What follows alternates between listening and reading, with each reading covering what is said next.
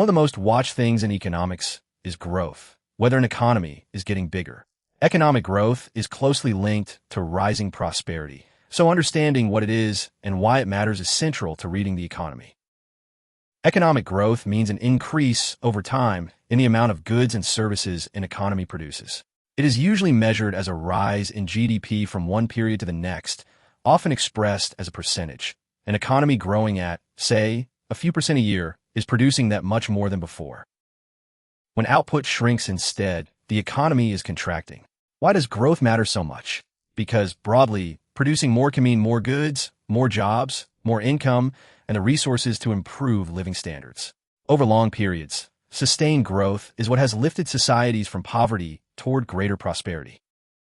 Rising output can fund better healthcare, education, and services, and give people higher incomes. This is why governments and citizens generally want the economy to grow. Growth comes from a few broad sources: more people working, investment in tools, technology, and infrastructure that make work more productive, and improvements in skills and know-how. In essence, growth happens when a society can produce more, either by using more resources or by using them more efficiently.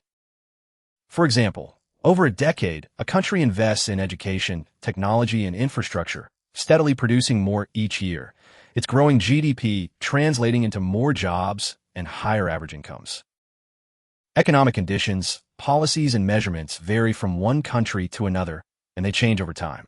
Economists themselves disagree about causes and cures, so check what applies where you live.